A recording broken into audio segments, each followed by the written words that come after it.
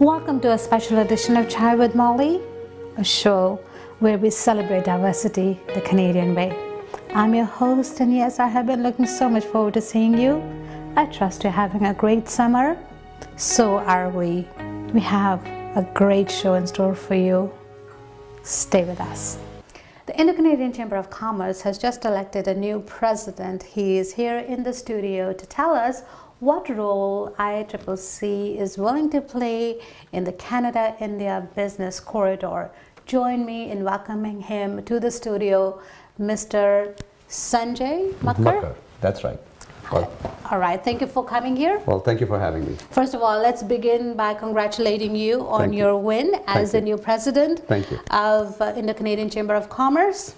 Thank you very much. So, well, first of all, I truly appreciate the invitation you've extended, Molly, and I know you're also a quite long-term member of our chamber and been actively involved with Jay. And I've seen, doing a lot of great work with our chamber. So I truly appreciate also your participations and involvement in the chamber. Our pleasure. Yeah. So today we'd like you to tell us about what role is ICCC willing to play within the Canada-India business corridor.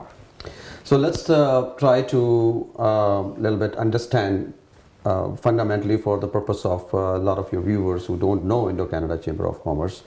It's a 38-year-old organization, basically a not-for-profit business or commerce chamber.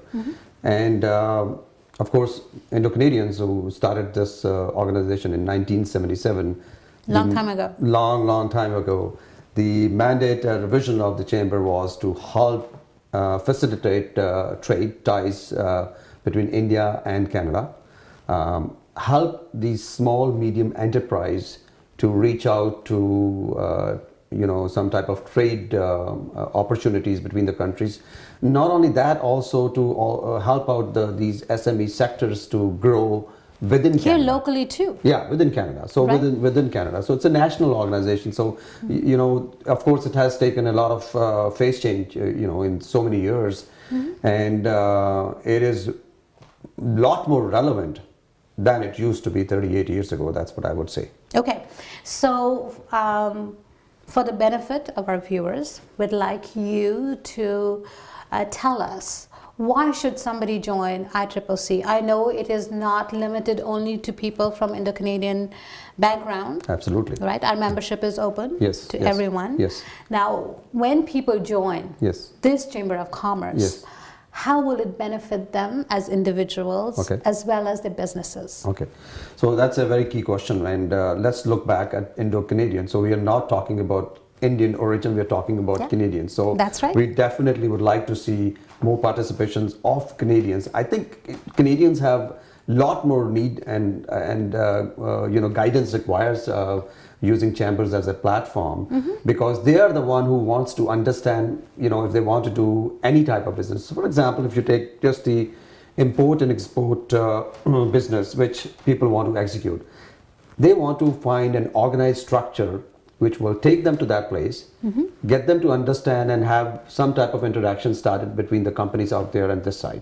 So I think the Canadians have a lot more need than the Indians itself, because with Indians, will always have some relationship, with back home and some connections out there, right? So you're right now referring to mainstream Canadians who want to go to India for the purpose of extending their businesses, perhaps? Absolutely. Okay. And also, cross-interacting here into the community. And I think our community of Indian origin have grown substantially in the last many years. It has done very well. It has done very well. So I think everybody's looking out is how can I interact and really do businesses between the communities. And I think locally also it's very beneficial for the mainstream people to come forward and join our organization. That's right. So now, when people join any Chamber of Commerce, they're looking for two things. One, for the personal growth, right?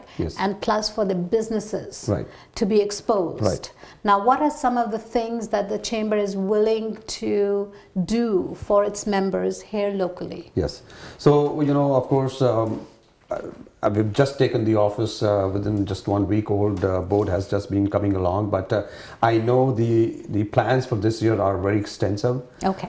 We want to create a lot of networking opportunities within the groups or the people. And if you've read my messages, which I've been sending, and one of the strong messages I'm sending is that the inclusiveness is very critical to us. And by that inclusiveness, what that means is that we want to make sure that the interests of the business are exposed to the interest people may have into their businesses, right? So cross-interacting, networking opportunities, many different events which we conduct together, and of course our big event of doing trade back in India, which is our India mission, which happens sometime in the January. We conduct that, so there will be a lot of activity which people can benefit from that. All right, so let me recap. People who join this August organization can look forward to ample networking opportunities. Yes. Very important. Yeah. You're also willing to take them to India on India mission. Absolutely. Because once a year, Indo-Canadian Chamber of Commerce takes people to India who are interested. Yes. Right. So give someone who's never heard of that opportunity, but they're thinking of going to India. Yes. How can they, first of all, connect with you? Secondly, what will they look forward to once they are in India? Yes. So, it's a very key question now. Why India? Let's raise another question out here and how it is important. I think that was one of the first questions, excuse me, you asked, that what role Chamber is going to play between India and Canada role.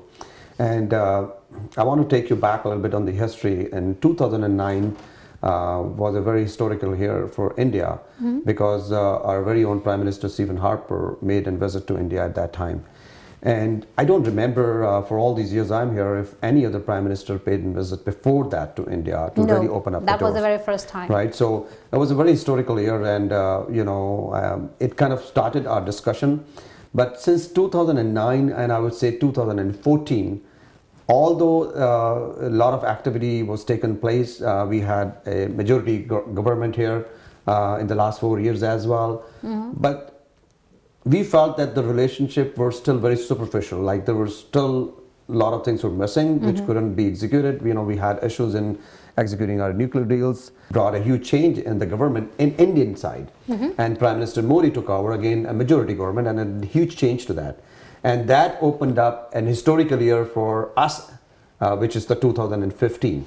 Exactly. Right? Prime Minister Modi was here. He was here, and I think that created a huge amount of interest between trades. And Prime Minister Stephen Harper and Prime Minister Modi have a very great relationship. Absolutely. And they're good friends. Yes, yes. And I think everybody realized that because on this trip, he had also visited other countries. I'm talking about Prime Minister Modi.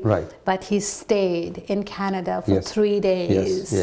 And this was his way of letting everybody know the special place that this great country has in his heart. That's right. That's right. So I think now, and also Prime Minister Modi's commitment to removing a lot of roadblocks in terms of doing trades and opening trades.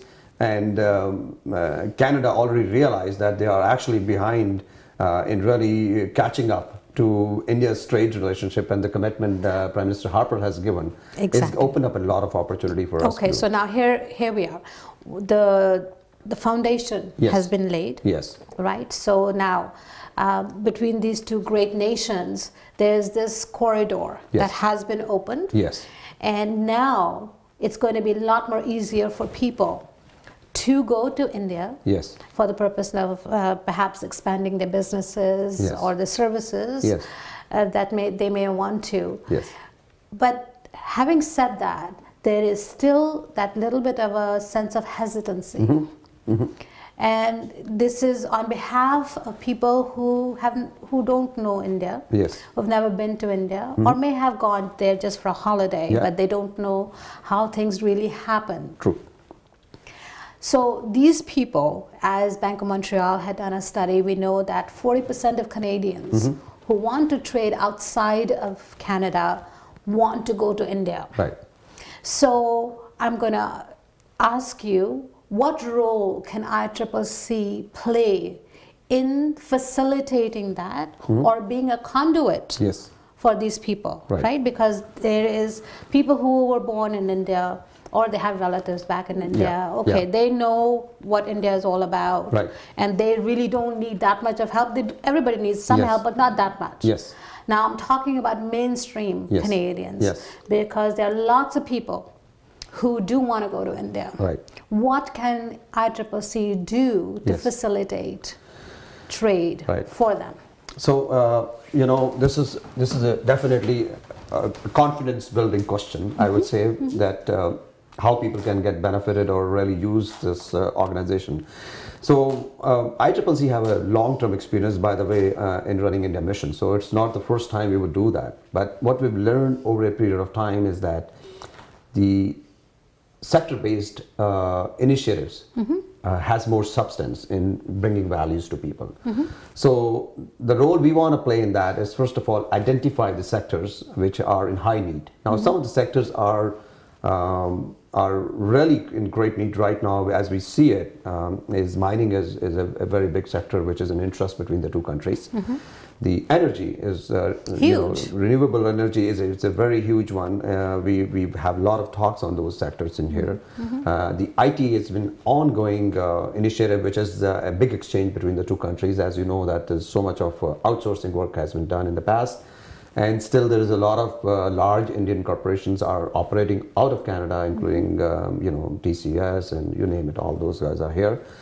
So IT is one of the sector out here which we look Infrastructure. at. And infrastructure is huge. India has a huge need for infrastructure. Huge need for it. Education is a big opening sector. Very actually big. right now. So Yes, we were having a conversation with the High Commissioner of India Right. to Canada, Yes. and he was listing the things that India is looking for, and the number one thing on his Yes. list was education. Right. So what we want to do is we want to identify the key sectors which are of interest to people. Okay. Then we want to prepare the whole agenda around those sectors. So when people, you know, what to expect for people out here is that, you know, we have already organized meetings of the cross sectors out in India, either in exchange of business from there to here or here to there. You see, the idea is that both sides of the country should benefit one way or the other, Absolutely. right? So It has to be you know, mutually beneficial. Yeah. So we, you know, let's say we have expertise in minings and supplying equipments, for example, right, which India is really starving for.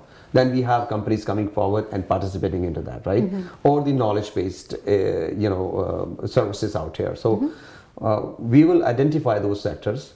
We will have the interest of those sectors being taken care of. We will pre-arrange B2B meetings going there or events, and also at the ministerial level, so that people can have a good activity when they get there. So it's going to be more an organized kind of a business trip, which people are, you know, really getting a value, you know, by spending the time there. And we would also try to capture, you know, the different sides of India, because, you know, India itself is very vast in It's called a things, right? subcontinent. So yeah, exactly. So It's called you know, a subcontinent we for a want to make reason. sure that, you know, geographically we focus it too. So we want to focus it sector-wise.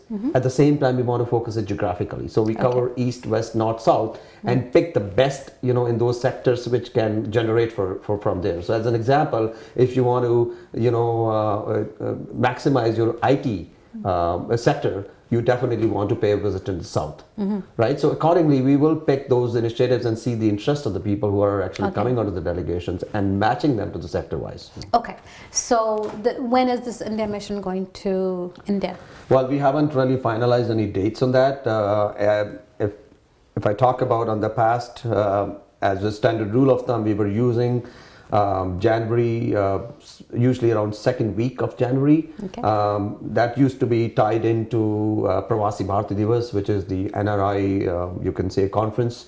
Happens for 2 days, and we used to extend the India missions, you know, jointly with that, so that we participate into that. ICCC is one of the recognized organizations which is actually registered with the Pravasi Bharati Divas, PBD it's called. And actually ICCC received an award just a few years back as one of the organizations who's doing a great job out of India, like outside of India.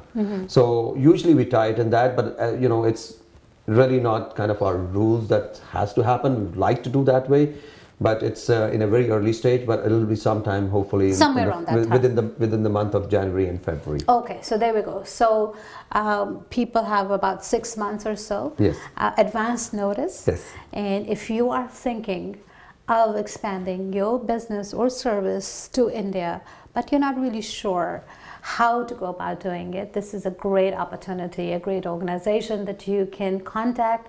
They will not only provide you with the information that you're looking for, you may consider joining them on this mission to India and see things firsthand.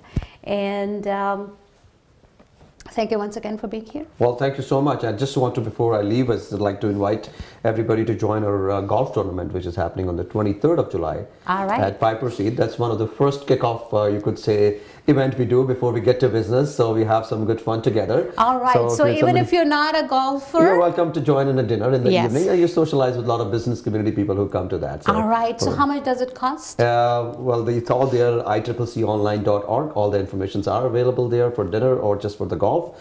And I look forward to seeing everybody, you know, in the chamber events or, you know, of course, joining our chamber. And they can reach me through the chamber's website. Again, ICCConline.org. All right. We have lots more for you in store. Don't go anywhere. Thank you so much for being here. Thank you so much for having me.